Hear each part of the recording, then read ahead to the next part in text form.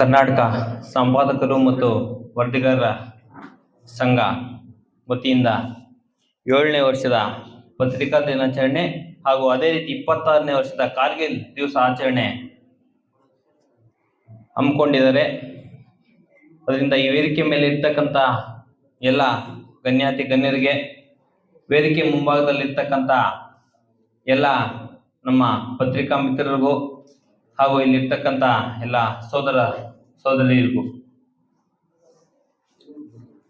ಏನು ಈ ಸಮಾಜದ ಈ ಪ್ರಜಾಪ್ರಭುತ್ವದ 4ನೇ ಅಂಗ ಅಂತ ಏನು ಈ ಪತ್ರಿಕೋದ್ಯಮನ ಕರೀತಾರೆ, ಈ ಸಮಾಜ ಮುನ್ನಡಿಬೇಕಂದ್ರೆ ಶಾಸಕಾಂಗ, ಕಾರ್ಯಾಂಗ, ನ್ಯಾಯಾಂಗ ಈ ಮೂರು ಕೂಡ ಎಷ್ಟು ಮುಖ್ಯನೋ ಅದೇ ರೀತಿ ಪತ್ರಿಕೋದ್ಯಮ ಕೂಡ ಅಷ್ಟೇ ಮುಖ್ಯವಾಗಿರ್ತದೆ.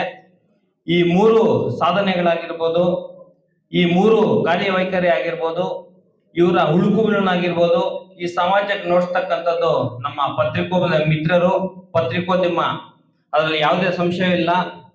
ನಮ್ಮ ಶರೀರಕ್ಕೆ ಯಾವ ರೀತಿ ಉಸಿರು ಇಂಪಾರ್ಟೆಂಟು ಅದೇ ರೀತಿ ಸಮಾಜಕ್ಕೆ ಕೂಡ ಪತ್ರಿಕೋದ್ಯಮ ಕೂಡ ಅಷ್ಟೇ ಇಂಪಾರ್ಟೆಂಟ್ ಆಗಿರ್ತದೆ. ಅದೇ ರೀತಿ ಪತ್ರಿಕೋದ್ಯಮ ಇಲ್ಲ ಅಂದ್ರೆ ಈ ಸಮಾಜನೇ ನಾವು ನೋಡ್ಲಿಕ್ಕೆ ಸಾಧ್ಯ ಇಲ್ಲ. ಯಾಕಂದ್ರೆ ಈ ಸಮಾಜದಲ್ಲಿ ಒಂದು ತಪ್ಪು ನಡೀಬಹುದು, ಒಂದು ಒಳ್ಳೇದು ನಡೀಬಹುದು, ಅದನ್ನ ನೋಡ್ತಕ್ಕಂಥವ್ರು ತಾವೆಲ್ಲ ಕೂಡ ನಾವು ಬಹಳಷ್ಟು ಮುಳುಬಾಗಿಲಲ್ಲಿ ನಮ್ಮ ಪತ್ರಕರ್ತ ಸ್ನೇಹಿತರು ನೋಡ್ತಾ ಇರ್ತೀವಿ. ಅವ್ರು ಎಷ್ಟು ಕಷ್ಟ ಪಡ್ತಾರಂದ್ರೆ ಎಲ್ರಿಗೂ ಕೂಡ ಪತ್ರಕರ್ತರ ಕಾರ್ಯ ಇರೋದಿಲ್ಲ. ಬೈಕಲ್ಲಿ ಒಂದು ಬೈಕಲ್ಲಿ ಇಬ್ಬರು ಪತ್ರಕರ್ತರು ಎಷ್ಟೇ ದೂರ ಆಗಿರ್ಬೋದು, ಬಿಸಿಲಾಗಿರ್ಬೋದು, ಮಳೆ ಆಗಿರ್ಬೋದು, ಅಲ್ಲಿಗೆ ಬಂದು ಆ ನ್ಯೂಸ್ನ, ಆ ವಾರ್ತೆಯನ್ನ ತಲುಪಿಸ್ಬೇಕು ಜನರಿಗೆ. ಈ ಸಮಾಜಕ್ಕೆ ಒಂದು ಒಳ್ಳೇದನ್ನ ನೋಡಿಸ್ಬೇಕು, ಒಂದು ಕೆಟ್ಟದ್ದನ್ನ ಯಾವ ರೀತಿ ನಡೀತಾ ಇದೆನ ಅದನ್ನ ಯಾವ ರೀತಿ ಅವ್ರು ಸರಿ ಮಾಡಿಸ್ಕೊಬೇಕು ಈ ಸಮಾಜದಲ್ಲಿ ಜನಗಳು ಅಂತ ನೋಡ್ಸ್ಲಿಕ್ಕೆ ಬಹಳಷ್ಟು ಕಷ್ಟ ಪಡ್ತಾರೆ ನಮ್ಮ ಮುಳುಬಾಗಿಲಿನ ಪತ್ರಕರ್ತರು ಕೂಡ. ಅದನ್ನೆಲ್ಲ ನಾವೆಲ್ಲ ಕೂಡ ಗಮನಿಸಿದೀವಿ. ಆದ್ರಿಂದ ಈ ಪತ್ರಕರ್ತರಿಗೆ ನಾವೊಂದು ಸರ್ಕಾರಕ್ಕೆ ಒಂದು ಮನವಿ ಮಾಡೋದೇನೆಂದ್ರೆ, ನಮ್ಮ ಎಲ್ಲಾ ಪತ್ರಕರ್ತರು ಕೂಡ ಒಂದು ಅವರಿಗೆ ಒಂದು ವಿಶೇಷವಾದ ಗೌರವವನ್ನು ನೀಡಬೇಕು. ಅವರ ಕುಟುಂಬಗಳಿಗೆ ಆರೋಗ್ಯ ಸಮಸ್ಯೆ ಇದ್ದಾಗ ವಿಶೇಷವಾಗಿ ಅದನ್ನ ಕಾಳಜಿ ಇಟ್ಟು ನೋಡ್ಬೇಕು ಸರ್ಕಾರ. ಅನೇಕ ಪತ್ರಕರ್ತರಿಗೆ ಈಗ ಕೂಡ ಮನೆಗಳಿಲ್ಲ, ಅವ್ರಿಗೆಲ್ಲ ಕೂಡ ನಿವೇಶನಗಳು ನೀಡಬೇಕು, ಮನೆ ಕೂಡ ಸರ್ಕಾರದಿಂದ ಕಲ್ಪಿಸಬೇಕು. ಅದಕ್ಕೆ ನಮ್ಮೆಲ್ಲರ ಸಹಕಾರ ಕೂಡ ಈ ಸಮಾಜದಲ್ಲಿ ಇರ್ತದೆ. ಪ್ರತಿಯೊಬ್ಬ ವ್ಯಕ್ತಿ ಕೂಡ ಈ ಪತ್ರಕರ್ತರಿಗೆ ನಾವು ಸಹಾಯ ಮಾಡಬೇಕು. ಯಾಕಂದ್ರೆ ಈ ಸಮಾಜಕ್ಕೆ ಪ್ರತಿಯೊಂದನ್ನು ಕೂಡ ಅರಿವು ಮೂಡಿಸ್ತಕ್ಕಂಥದ್ದು ಕೂಡ ನಮ್ಮ ಪತ್ರಕರ್ತರೇನೆ. ಅವರು ಈ ಸಮಾಜಕ್ಕೆ ಈ ಅರಿವು ಮೂಡಿಸೋದ್ರಲ್ಲಿ ಬಹಳಷ್ಟು ಶ್ರಮ ಪಡ್ತಾರೆ, ಕಠಿಣ ದಾರಿ ಕೂಡ ಆಗಿರ್ತದೆ. ಯಾಕಂದ್ರೆ ಈಗ ತಾನೇ ಕೆಲವರು ಹಿರಿಯರೆಲ್ಲ ಮಾತಾಡಿದ್ರು, ಪತ್ರಕರ್ತರಂದ್ರೆ ಈ ದಿನಗಳಲ್ಲಿ ಯಾವ ರೀತಿ ಇದೆ ಅಂತ ಹೇಳ್ಬಿಟ್ಟು, ಅದು ಕೆಲವರು ಮಾಡ್ತಕ್ಕಂಥ ತಪ್ಪು ಅಂತ ಕೂಡ ಈ ಸಂದರ್ಭದಲ್ಲಿ ಹೇಳ್ತೀವಿ. ಎಲ್ಲರೂ ಕೂಡ ಆ ರೀತಿ ಇಲ್ಲ. ನಮ್ಮ ಮುಳುಬಾಗ್ಲಲ್ಲಿ ಅನೇಕ ಪತ್ರಕರ್ತ ಮಿತ್ರ ಆನೆಸ್ಟ್ ಆಗಿ ಸಿನ್ಸಿಯರ್ ಆಗಿ ಕೆಲಸ ಮಾಡ್ತಕ್ಕಂಥ ಅನೇಕ ಪತ್ರಕರ್ತರು ಇಲ್ಲೇ ಇದ್ದಾರೆ.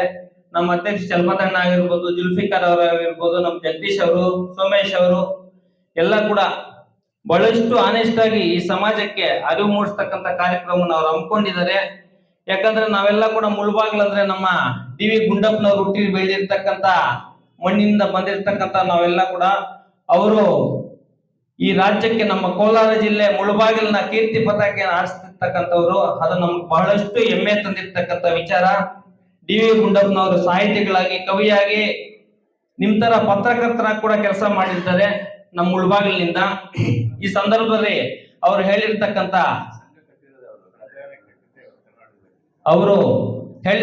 ಒಂದು 2 ನುಡಿಗಳನ್ನು ಕೂಡ ಹೇಳಲಿಕ್ಕೆ ಇಷ್ಟಪಡ್ತೀನಿ. ಹುಲ್ಲಾದರೆ ಬೆಟ್ಟದಡಿಯಲ್ಲಿರೋ, ಮನೆಗೆ ಮಲ್ಲಿಗೆ ಆಗಿರೋ, ಕಲ್ಲಾಗಿ ಕಷ್ಟದ ಮಳೆಯ ವಿಧಿ ಸುರಿಯಾಗೋ, ಬೆಲ್ಲ ಸಕ್ಕರೆ ಆಗಿ ದೀನ ದುರ್ಬಲರಾಗಿರೋ, ಎಲ್ಲರಲ್ಲೂ ನೀನು ಒಂದಾಗಿರು ಮಂಕುತಿಮ್ಮ ಅಂತ ಹೇಳಿದ್ದಾರೆ. ಅದೇ ರೀತಿಯಲ್ಲಿ ಈ ದಿನ ಪತ್ರಕರ್ತರೆಲ್ಲ ಕೂಡ ನೀವೆಲ್ಲ ಈ ಸಮಾಜದ ಎಲ್ಲರಲ್ಲೂ ಕಷ್ಟದಲ್ಲೂ ಕೂಡ ನೀವಿದ್ದೀರಾ. ಬೆಟ್ಟದಲ್ಲಿ ಹುಲ್ಲಾಗಿರು ಅಂದ್ರೆ ಅಲ್ಲಿ ಒಂದು ಜಮೀನ್ ವಿಚಾರ, ಗೋಮಾಳ ವಿಚಾರ, ಹಸುಗಳಿಗೆ ಏನಾದ್ರು ತೊಂದರೆ ಆದ್ರೂ ಕೂಡ ನೀವು ಪತ್ರಕರ್ತರೇ ನೋಡ್ಸಕ್ಕಂಥದ್ದು ಆ ವಿಚಾರವನ್ನ, ಈ ರೀತಿ ತೊಂದರೆ ಆಗ್ತದೆ ರೈತರಿಗೆ ಅಂತ. ಅದೇ ರೀತಿ ಒಬ್ಬ ದೀನರಿಗೆ, ದುರ್ಬಲರಿಗೆ ಒಂದು ಕಷ್ಟ ಆದಾಗ ಕೂಡ ನಿಮ್ ಪತ್ರಕರ್ತರೇ ಅದನ್ನ ನೋಡಿಸಿ ಇಂಥವ್ರಿಗೆ ಇಂಥ ಅನ್ಯಾಯ ಆಗ್ತಾ ಇದೆ ಅಂತ ತೋರಿಸ್ತಕ್ಕಂಥದ್ದು ಕೂಡ ನೀವೇನೆ. ಎಲ್ಲದರಲ್ಲೂ ಕೂಡ ನಾವಿದ್ದೀವಿ. ಏನು ಈ ದುರ್ಬಲರಿದ್ದಾರೆ ಅವ್ರಿಗೆಲ್ಲ ಕೂಡ ಆ ದಿನ ಅಂಬೇಡ್ಕರ್ ಸಂವಿಧಾನ ಬರೆದೋದ್ರು, ಅದನ್ನ ನೋಡ್ತಕ್ಕಂಥ ಜವಾಬ್ದಾರಿ ನೀವು ಹೊತ್ಕೊಂಡಿದ್ದೀರಾ.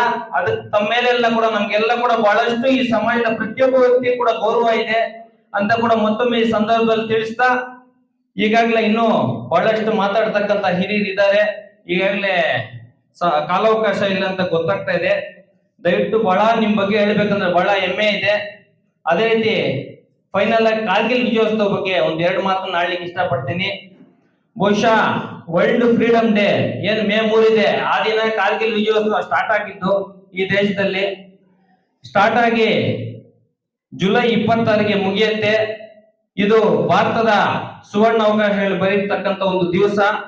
ಈ ದಿವಸ ನಮ್ ಕಾರ್ಗಿಲ್ ವಿಜಯೋತ್ಸವ ಆಗಿರ್ತಕ್ಕಂಥದ್ದು ಬಹಳಷ್ಟು ಸಂತೋಷ ಪಡ್ಬೇಕಂತ ಒಂದು ದಿವಸ. ಅನೇಕ ಸೈನಿಕರು ಪ್ರಾಣ ಬಲಿದಾನಗಳಾಗಿ ತದನಂತರ ನಮ್ಗೆ ಈ ವಿಜಯ ಸಿಕ್ಕಿರ್ತಕ್ಕಂಥದ್ದು. ಅದೇ ದಿನ ಕೂಡ ನೀವು ಪತ್ರಿಕಾ ದಿನಾಚರಣೆ ಆಚರಣೆ ಮಾಡ್ಕೊಂತ ಇದಾರೆ. ಅದಕ್ಕೆ ಕೂಡ ನಾವೆಲ್ಲ ಕೂಡ ನಿಮ್ಗೆ ಧನ್ಯವಾದಗಳನ್ನು ತಿಳಿಸ್ತಾ, ಮತ್ತೊಮ್ಮೆ ನನ್ನ ಇಲ್ಲಿಗೆ ಕರೆದು ತಾವೆಲ್ಲ ಗೌರವವಾಗಿ ನನಗೆ ಮಾತಾಡ್ಲಿಕ್ಕೆ ಈ ಅವಕಾಶ ಕೊಟ್ಟ ತಮ್ಮೆಲ್ಲರಿಗೂ ಕೂಡ ಶಿರಸುಬಾಗಿ ನಮಸ್ಕರಿಸುತ್ತಾ ನನ್ನ ಈ ಮಾತನ್ನು ಮುಗಿಸ್ತಾ ಇದ್ದೀನಿ. ಜೈ ಹಿಂದ್, ಜೈ ಕರ್ನಾಟಕ.